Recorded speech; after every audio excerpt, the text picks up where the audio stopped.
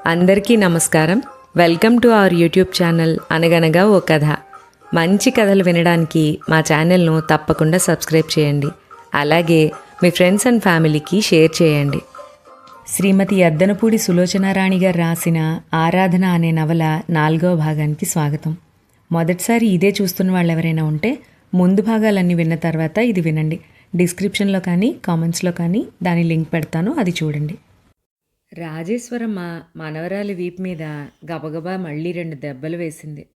ఇంకోసారి అలా చెబుతావా? చెప్పనని చెప్పు ముందు అంటూ అరిచింది. ముందు గదిలో ఉన్న అన్నపూర్ణ బాబుని చప్పున మంచం మీద పడుకోబెట్టి పరిగెత్తుకొచ్చి ఆవిడ చేతిలోంచి లక్ష్మిని లాక్కుంది. ఏనాడు లేంది మా అమ్మ అలా శవమెత్తినట్లు అవతరించడం చూసిన లక్ష్మి బెదిరిపోయి తాత్కాలికంగా అన్నపూర్ణ కుచ్చెళ్లకి కరుచుకుపోయింది.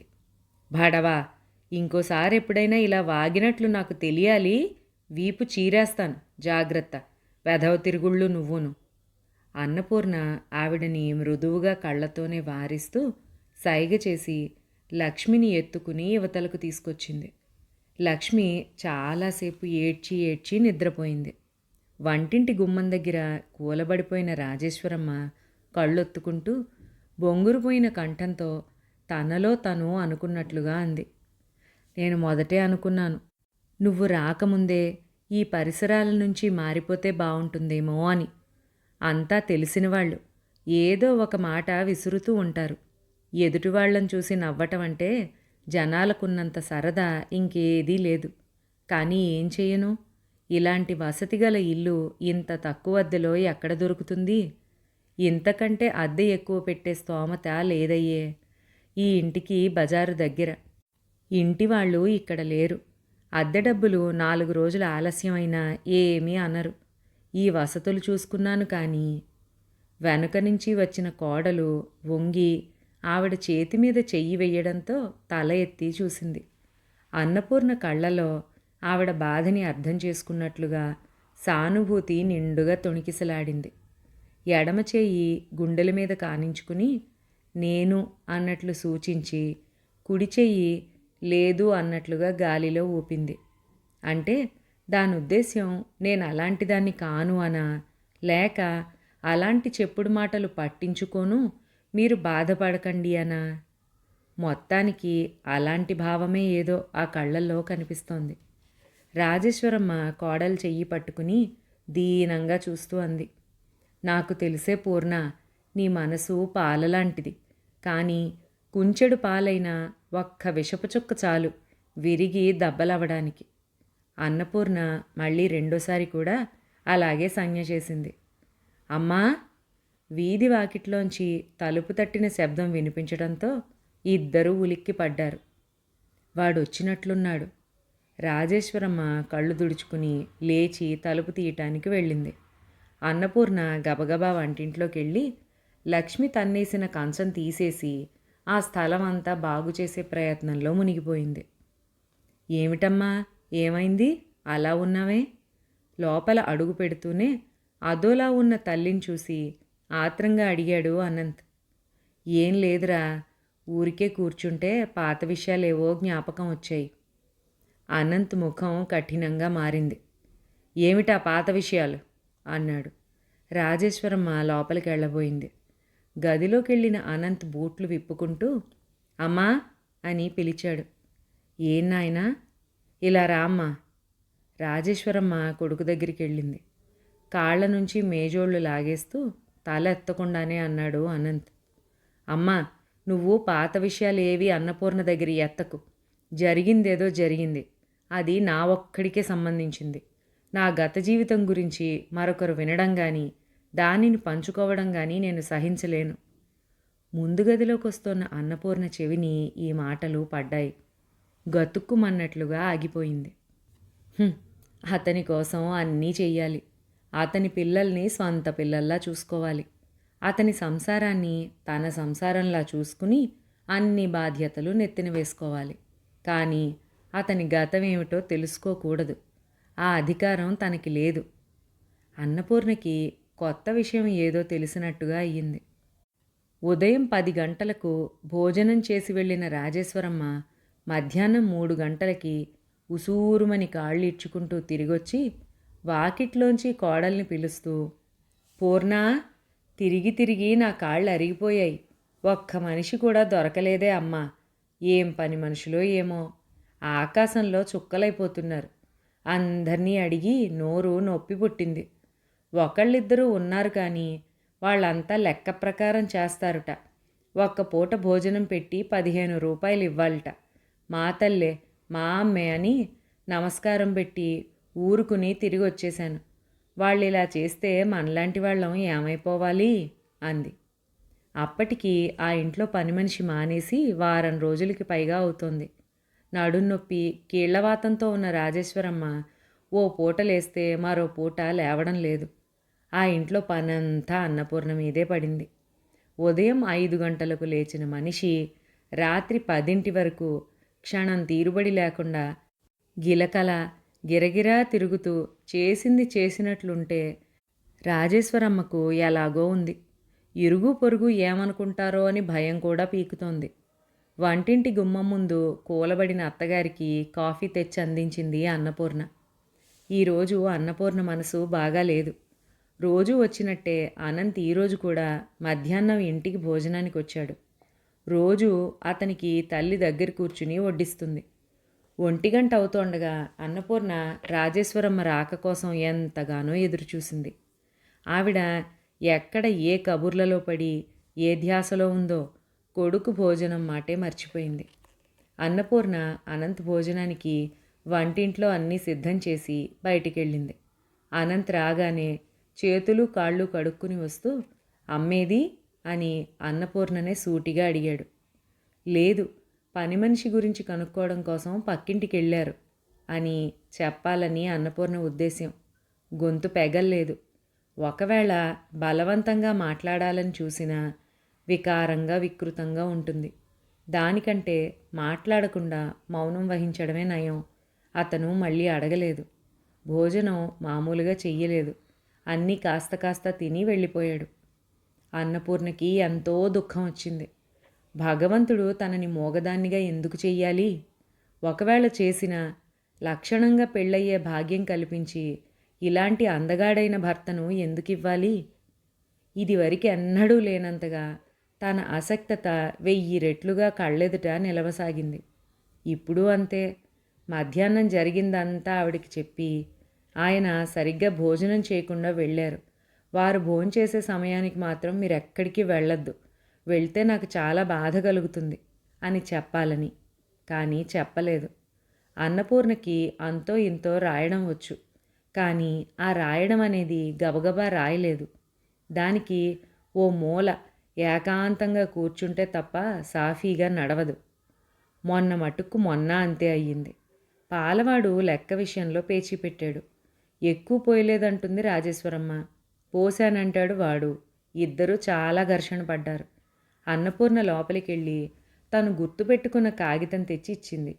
ఏ తారీఖున ఎన్ని పావులు ఎక్కువయ్యాయో ఆ తారీఖెదుట అన్ని ఇంటూ మార్కులు ఉన్నాయి. వాడు చెప్పిన లెక్కే కరెక్ట్ అయ్యింది. రాజేశ్వరమ్మ చల్లబడి డబ్బులు ఇచ్చేస్తూ, ఏమీ అనుకోకురా అబ్బి, పెద్దదాన్ని, ఇక నుంచి ఇవన్నీ మా కోడలే చూసుకుంటుంది, నాకు బాధ లేదు అంది. ఇంట్లో జరిగిన ప్రతి చిన్న ఖర్చు వివరంగా రాయగల ఓర్పుంది అన్నపూర్ణకి. డబ్బు వాడకంలో కూడా కోడలికి గల నేర్పును చూసి రాజేశ్వరమ్మ సంబరపడింది. అనంత్ ఇంటి ఖర్చుల నిమిత్తం నెలకింత అని ఖచ్చితంగా ఎప్పుడూ ఇచ్చేవాడు కాదు. అతని చేతికి డబ్బొచ్చినప్పుడు సుమారుగా లెక్కేసి ఇంతైతే సరిపోతుంది అన్నట్టు ఇచ్చేవాడు.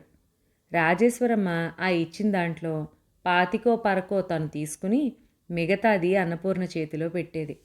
అన్నపూర్ణ మళ్ళీ అనంత్ డబ్బిచ్చే వరకు డబ్బు అయిపోయింది అనే మాట రానిచ్చేది కాదు. ఒక్కోసారి ఆశ్చర్యం కలుగుతూ ఉంటుంది. తర్వాత ఆరా తీయగా తెలిసింది. ఎప్పుడైనా మరీ అవసరమైతే కొట్లో తెచ్చేసి అనంత్ ఇవ్వగానే ముందు బాకీ తీర్చేసేవారు. ఏం తెచ్చింది, ఎంత తెచ్చింది, ఎంత జమ కట్టింది అన్నపూర్ణకి క్షుణ్ణంగా తెలుసు. పని మనిషి కుదరలేదు, అవసరం లేదని చెప్పేసింది అన్నపూర్ణ. ఉదయం 10 గంటలు దాటితే మధ్యాహ్నం తిరిగి పిల్లలిద్దరూ స్కూల్ నుంచి తిరిగొచ్చే వరకు చేతిలో పని ఉండదు. ఆ సమయం అంతా ఊరికే కూర్చోవాలి. బాగా పని చెయ్యడానికి అలవాటు పడిన అన్నపూర్ణకి చేతిలో పని లేకపోతే విసుగ్గా తోచనట్టుగా ఉంటుంది. అది కాకుండా కుటుంబం అప్పుల్లో ఉంది. ఏమాత్రం పొదుపు చేసినా అది తమకే ఉపయోగపడుతుంది. ఇది నా ఇల్లు, నా సంసారం అని నమ్మిన అన్నపూర్ణ ప్రతి చిన్న విషయంలోనూ శ్రద్ధ వహించి బరువు బాధ్యతలు నెత్తిన వేసుకుని తనకి వీలున్నంత వరకు ఆ ఇంట్లో సుఖశాంతులు వెల్లివిరిసేలాగా ప్రయత్నించసాగింది. శారీరకంగానూ మానసికంగానూ ఆ సంసారానికి అర్పితం అయిపోయిన అన్నపూర్ణ ఒక్కరోజు కూడా వాళ్ళ నుంచి నేనేం పొందుతున్నాను అని తనని తాను అడగలేదు. అనంత ఆర్థిక పరిస్థితి ఇప్పుడు పర్వాలేదు.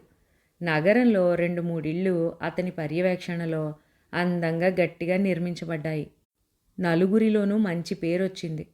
నగరం మధ్యలో 4 రోడ్ల కూడలిలో అప్సరా అనే హోటల్ కట్టాలని ప్రయత్నిస్తోన్న 2 అన్నదమ్ములు అనంత్ చిన్ననాటి మిత్రులు కావడంతో ఆ డ్రాయింగ్సు, స్కెచెస్, ఎస్టిమేషన్స్ తయారు చేసే పనిని అనంత్కి అప్పగించారు.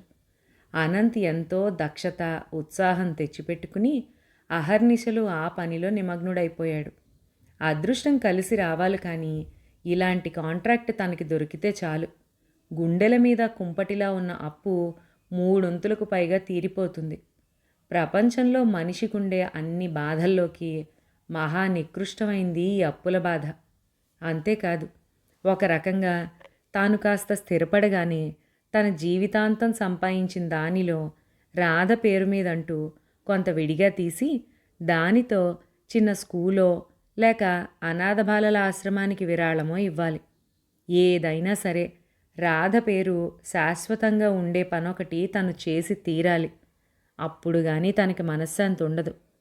రాధ జ్ఞాపకానికి వచ్చినప్పుడల్లా అతని మనసు చిటపటలాడుతూ తగలబడిపోయే మహారణ్యం మధ్యలో చిక్కుబడిపోయిన లేడి కూనలాగా అవుతుంది. రాధ సాహచర్యంతో, రాధ సమక్షంలో తనకి నెలలు క్షణాల్లా గడిచిన మాట నిజమే.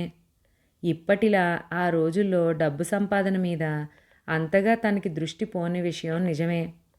అవసరం తీరడానికి అప్పులు చేసిన మాట నిజమే. కానీ అంత మాత్రాన రాధ ఎందుకు డీలా పడిపోవాలి?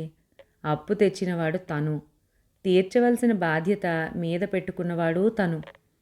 అందులో రాధ బాధపడాల్సింది కానీ భయపడాల్సింది కానీ ఏముందో అతనికి అర్థం కావడం లేదు. పోనీ కనీసం ఒక్కనాడైనా తన మనసులో అలాంటి భయం ఉంటే మాటల రూపంలో బయటపెట్టిందా? లేదు. ఏం ఆడవాళ్ళు! ఒకవేళ తను కర్తవ్యం విడిచిపెట్టి వక్రమార్గం పట్టాడే అనుకో, నయానో భయానో, హెచ్చరించో బతిమలాడో, కోపగించుకునో ముక్కుకి తాడేసినట్టు మళ్ళీ మంచి మార్గానికి లాగాలి కానీ అలా వదిలేయటం ఏ న్యాయం? నిజంగా తెలివిగల ఏ ఆడపిల్లైనా అంతే చేస్తుంది. ఇలాంటి ఆలోచన వచ్చినప్పుడల్లా అసలు రాధ తనను సరిగ్గా అర్థం చేసుకోలేదేమో అన్న భావం వాడి ముల్లులాగా గుచ్చుకుంటూనే ఉంటుంది. తనను అసమర్థుడైన భర్తగా భావించి 2 పిల్లలతో ఇంత అప్పుతో ఈ సంసారం ఎలా ఈదడమా అని భయపడి రాధ ఆత్మహత్య చేసుకుందన్న కఠోర సత్యం స్ఫురించినప్పుడల్లా అతను తట్టుకోలేకుండా ఉన్నాడు. ఒక్క చిన్న హెచ్చరిక చేసుంటే, ఒక్క చిన్న మాటతో తన అయిష్టాన్ని వ్యక్తపరిచుంటే పరిస్థితులు వేరుగా ఉండేవేమో. ఈ సంగతి గుర్తొచ్చినప్పుడల్లా అతని మనసు ఎంత పొరపడ్డావు, ఎంత పొరపడ్డావు అని ఆక్రోశిస్తూనే ఉంటుంది. అనంత్ వాళ్ళు ఉంటోన్న ఇంటి పై డాబా మీదికి వెళ్లేందుకు ఇంటి పక్క నుంచి మెట్లున్నాయి. డాబా పైభాగంలో ఒక పక్క పిట్టగోడ పడిపోయి ఉండటం వల్ల లక్ష్మీబాబు అది ఎక్కి పడిపోతారేమో అన్న భయంతో అటువైపు సందుతలుపు ఎప్పుడూ వేసే ఉంచుతారు. ఆ రోజు పైన బట్టపరిచి వడియాలు పెట్టారు. మధ్యాహ్నం అవుతూ ఉండగా రాజేశ్వరమ్మ కోడలిని పైకెక్కి వడియాలు ఎలా ఉన్నాయో ఒకసారి చూసి రమ్మంది. అనంత్ అప్పుడే ఇంటికొచ్చాడు. అతని భోజనం కూడా అయిపోవస్తుంది. అన్నపూర్ణ పైకి ఎక్కింది. అక్కడి నుంచి చూస్తే వీధి ఆ చివర ఈ చివర కనిపిస్తాయి. మధ్యాహ్నం కావడం వల్ల రోడ్డు మీద సందడి లేదు. బయట బాగా ఎండగా ఉండడం వల్ల సాయంకాలాలు బయట కూర్చునే ఆడవాళ్ళు, పిల్లలు కూడా లోపలే ఉన్నారు. అన్నపూర్ణ పిట్టగోడ మీద చేతులానించి అలాగే చూస్తోంది. ఇంతలో కింద నుంచి అమ్మా నే వెడుతున్నాను అన్న కేక, తలుపేసుకో అనే హెచ్చరిక వినిపించాయి. అన్నపూర్ణ కిందకి చూసింది. అనంత్ బయటకొచ్చాడు. వాకిటి ముందు క్షణం ఆగి సిగరెట్ వెలిగించుకున్నాడు. తర్వాత నడక ప్రారంభించాడు. వెనక నుంచి అన్నపూర్ణ అతన్ని కరువు తీరా కంటి నిండా చూడసాగింది. ఎంత అందమైన విగ్రహం! అతని నడకలో ఒక విధమైన హుందాతనం ఉంది. నడుస్తున్నప్పుడు పక్కలకి గాని వెనక్కి గాని చూడటం అతనికి అలవాటు లేదు. ఏదో ఆలోచిస్తున్నట్లున్నాడు. తల వంచుకుని చకచకా నడుస్తూ వెళ్ళిపోతున్నాడు. క్రమక్రమంగా దూరమై సందు తిరిగి అదృశ్యమైపోయిన అతన్ని చూస్తూ చాలాసేపు అక్కడే నిలబడిపోయింది అన్నపూర్ణ. అతను తన భర్త. భర్త అని అంతా అంటారు. తన హృదయం కూడా పులకరింతతో ఆ మాట గుర్తు చేసుకుని పొంగిపోతోంది. కానీ అతని మనసులో ఆ ఊహే ఉన్నట్లు అనిపించదు. వచ్చి ఇన్నాళ్లయింది. ఒక్కనాడు పలకరించలేదు. అన్నపూర్ణ గుండెలని చీల్చుకుంటూ గాఢమైన నిట్టూర్పు బయటకొచ్చింది. ఎలా పలకరిస్తాడు?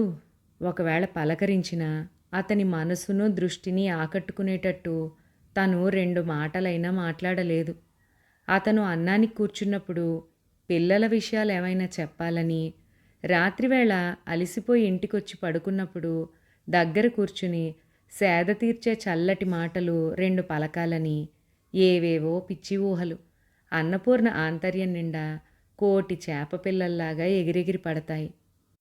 పిట్టగోడకి ఆనుకుని నిలబడిన అన్నపూర్ణ దృష్టి ఆకాశం వైపు తిరిగింది. నీలాకాశంలో తెల్లటి మబ్బులు కొల్లలుగా సాగిపోతున్నాయి. నల్లటి పక్షులేవో 2 జంటగా దూరం నుంచి రెక్కలూపుకుంటూ ఎగిరొచ్చి అన్నపూర్ణ పైగా సాగిపోయాయి. భగవాన్, నాకీ మూగతనం ఎందుకు పెట్టావు? పెట్టినా దానికి ఆలోచనా శక్తి ఎందుకిచ్చావు? అనంత్ని భర్తగా పొందినందుకు అందరూ నన్ను అదృష్టవంతురాలినని పొగుడుతున్నారు. కానీ నా దురదృష్టం సంగతి వాళ్ళకేం తెలుస్తుంది? కళ్ళల్లో గిర్రున నీళ్లు తిరిగాయి అన్నపూర్ణకి. పూర్ణ, ఏం చేస్తున్నావే పైన? కింద నుంచి అత్తగారి కేక వినిపించడంతో కళ్ళు తుడుచుకుని గబగబా కిందికి దిగొచ్చేసింది. ఆ రోజు నుంచి అన్నపూర్ణ అతన్ని కంటి నిండా చూసుకునే అవకాశం కోసం అతను మధ్యాహ్నం ఇంటికి భోజనానికి వచ్చి మళ్ళీ 5 నిమిషాల్లో బయటికి వెళ్ళిపోతాడనగా డాబా మీదికి పరిగెత్తేది. దూరం నుంచి అలా చూడటంతో ఏదో చెప్పలేనంత తృప్తి, ఆనందం కలిగేవి. కానీ ఆ ఆనందానికి ఆట్టేకాలం నోచుకోలేదు. వారం 10 రోజులకు ఒకరోజు అనంత్ ఇంటి నుంచి వెళ్ళేటప్పుడు జేబులో సిగరెట్ కోసం తడుముకుని అయిపోవడంతో వీధి చివర పాన్ షాప్ ముందు ఆగాడు. షాపులో ఉన్న 18-20 సంవత్సరాల కుర్రాడు కూనిరాగాలు తీస్తూ షాపులోంచి వంగి వంగి దూరంగా చూస్తూ సిగరెట్ పెట్టించాడు. అరే, నేను చెప్పిన బ్రాండు ఇది కాదు అన్నాడు అనంత్ తిరిగిచ్చేస్తూ. ఓ, వాడా పెట్టె తీసుకుని అనంత్ అడిగిన బ్రాండ్ ఇచ్చి మళ్ళీ తల వంచి చూస్తున్నాడు. చిల్లర తక్కువిచ్చావు అన్నాడు అనంత్. ఈసారి వాడు విసుగ్గా మొహం పెట్టి 5 రూపాయల చిల్లర మళ్ళీ లెక్క పెట్టే ఓపిక లేక, ఎంత సార్ అన్నాడు. అనంత్ చెప్పినంత గల్లాపెట్టెలోంచి తీసి ఇచ్చేశాడు. వాడి చూపులు ఇక్కడ లేవు. అనంత్ మళ్ళీ లెక్క పెట్టి చూస్తే తనదే పొరపాటని, వాడు సరిగ్గానే ఇచ్చాడని తెలిసింది. నువ్వు సరిగ్గానే ఇచ్చావు, నాదే పొరపాటు, ఇదిగో తీసుకో అన్నాడు అనంత్. ఇలా ఇవ్వండి. అనంత్ వైపు చూడకుండానే అతను చేయి చాచాడు. వాడిని ఇంతగా ఆకర్షించి ఆకట్టుకున్నది ఏమిటా అని కుతూహలంగా తను కూడా వంగి అతను చూసిన వైపు చూశాడు. చూసి వెంటనే గతుక్కుమన్నాడు. అక్కడ డాబా మీద అన్నపూర్ణ నిలబడి ఇటే చూస్తోంది. తను తల వంచి చూడగానే గిరుక్కున వెనక్కి తిరిగి వెళ్ళిపోయింది. అనంత్ కనుబొమ్మలు ముడుచుకున్నాయి. ముఖంలో కోపం తొంగి చూసింది. అప్పుడే ఇంటికి వెళ్ళి అన్నపూర్ణని 2 చీవాట్లేయాలనిపించింది. కానీ టైం లేకపోవడం వల్ల వెళ్ళిపోయాడు.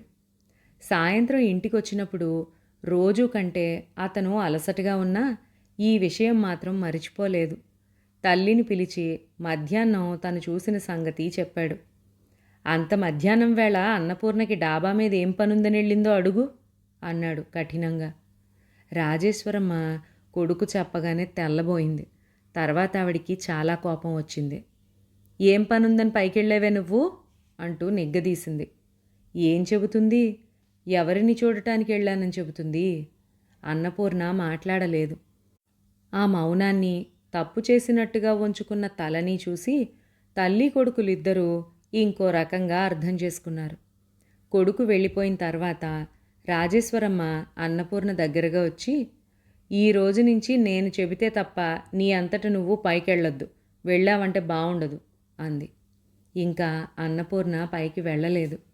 1-2 సార్లు రాజేశ్వరమ్మ అన్నపూర్ణ పక్షం వహించి లక్ష్మిని మందలించడంతో లక్ష్మి అన్నపూర్ణని బద్ధవైరిలాగా చూడసాగింది. అన్నపూర్ణ అన్నం పెడితే తినేది కాదు. జడలు వేస్తాను రమ్మంటే వచ్చేది కాదు. ఆప్యాయంగా ఎంత పిలిచినా తలతెక్కగా సమాధానాలు చెప్పడమే కాకుండా నువ్వు మోగదానివి ఏ ఏ అని వెక్కిరిస్తుంది. అభం శుభం తెలియని చిన్నపిల్ల అని ఎంత సరిపెట్టుకుని చూసినా ఎందుకో గాని అన్నపూర్ణ హృదయం తూట్లు తూట్లు పడినట్టుగా ఉండేది. ఒకసారి రాజేశ్వరమ్మ ఇంట్లో లేదు. లక్ష్మి 4 స్నేహితుల్ని వెంట పెట్టుకుని వచ్చింది. వాళ్ళకి అన్నపూర్ణను చూపిస్తూ, ఇదిగో ఇదే మా మోగదయ్యం అంది. మాటలు అస్సలు రావా? ఒక అమ్మాయి విచిత్రంగా అడిగింది. అస్సలు రావు, కోపం మాత్రం ఎంత చేతులు చాపుతూ అంది. అయ్యో, మాటలు రాకపోతే ఎలా? మీకు కష్టం కదా అంది మరో అమ్మాయి. అయ్యో రామా, దీని చేత ఒక పని చేయించాలంటే నాకు మా మామకి తల పగిలిపోతుంది నుదురు కొట్టుకుంటూ జవాబిచ్చింది లక్ష్మి. అన్నపూర్ణ చప్పున వంటింటి తలుపు మూసేసుకుని గడియ పెట్టి లోపల తలుపు కానుకుని నిలబడింది. చిన్నపిల్లైన లక్ష్మిలో ఎంత శక్తి ఉంది! ఎదుటి వాళ్లను ఎంతగా బాధపెట్టగలదు! అన్నపూర్ణకి గుండెల్లో గాయం రేగినట్లుంది. ఇంతవరకు ఎవ్వరూ ముఖం మీద తన మోగతనం గురించి ఇంత సూటిగా అని బాధపెట్టలేదు. తనసలు ఎందుకు బాధపడాలి? తలుపులు తెరిచి వెళ్ళి లక్ష్మిని లాగి పుచ్చుకుని ఒక్క చెంపకాయ కొడితే రోషంతో బుస్సుమన్న అన్నపూర్ణ గడియ తీయబోయి అంతలోనే నిగ్రహించుకుంది. ప్రయోజనం ఏమిటి? రాజేశ్వరమ్మగారు కానీ అనంత్ కానీ ఇంటికి తిరిగి రాగానే దానికి 1000 అర్థాలు వచ్చేలాగా నానా మాటలు కల్పించి చెబుతుంది ఆ పిల్ల. అదంతా అబద్ధం అని చెప్పి ఖండించగలిగిన శక్తి తనకి లేదు. అయినా లక్ష్మికి తన మీద ఎందుకంత కోపం? ఏం చేసింది తను? తన తల్లి స్థానంలో వచ్చిన మనిషనా? తమ ప్రేమాభిమానాల్లో తండ్రి దగ్గర పాలు పంచుకుంటుందేమోనని భయమా? ఆ పసిహృదయానికి ఇంత తెలుస్తుందా? అయినా ఆ రెండూ తనకి లేనేలేవుగా. ఈ ఇంట్లో ఉందంటే అది కేవలం తనతో వాళ్ళకి చాలా అవసరం ఉంది కాబట్టే. అనంత హృదయంలో తనకి స్థానం ఎక్కడా? అక్కడ ప్రవేశమే లేదయ్యే. ఈ విషయం ఎవరైనా లక్ష్మికి నచ్చచెబితే ఎంత బావుండును. తనకి మాటలొస్తే ఇవన్నీ చెప్పుండేది. నిజంగా ఎంత దురదృష్టం. పిన్నీ, పిన్నీ, బాబు తలుపు తట్టాడు. అన్నపూర్ణ తలుపు తీసింది. నన్ను లోపలికి రానివా? అన్నపూర్ణ చప్పున వాడిని లోపలికి లాక్కుని తలుపేసుకుంది. వాడికొక్కడికే ఎందుకో తన మీద మమకారం. ఏంటి పిన్నీ? అమాయకంగా అడిగాడు. ఏం లేదన్నట్టు తలూపింది. ఏడుస్తున్నావా అంటూ కళ్ళు తుడిచాడు. అన్నపూర్ణకి నిజంగా దుఃఖం వచ్చింది. ఎలాగోలా నిగ్రహించుకుని వాడి ముఖం నిండా ముద్దులతో నింపి హృదయానికి హత్తుకుంది. పిన్ని, మరే నాకు జంతికలు పెట్టవా? అల్మార్లో కనిపిస్తోన్న డబ్బాల వైపు ఆశగా చూపించాడు. పెడతాను బాబు, తప్పకుండా పెడతాను. నీకేది కావాలన్నా ఇస్తాను అనుకుంటూ అన్నపూర్ణ వెళ్ళి డబ్బా తీసి వాడి చేతికిచ్చి తీసుకోమంది. బాబు అన్నపూర్ణ చేతిలోంచి కిందకి జారి డబ్బా నేల మీద పెట్టమన్నాడు. అన్నపూర్ణ అలాగే చేసింది. ఏమిటే లక్ష్మి, ఇంతమంది ఇంట్లో చేరారు? ఇల్లు కొలిక్కి తేవడానికా? పిన్నేది?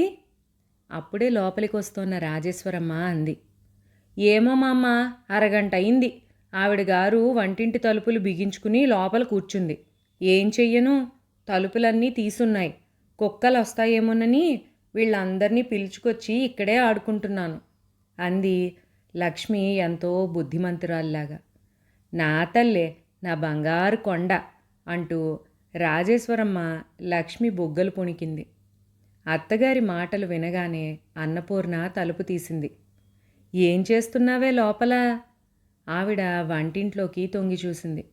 బాబు కింద కూర్చుని తింటున్నాడు. రాజేశ్వరమ్మకి ఆ దృశ్యం మరో విధంగా అర్థమైంది. మధ్యాహ్నం డబ్బాలో లక్ష్మి మాయం చేసిన చక్కిలాలకి ఆరా దొరికింది అనుకుంది.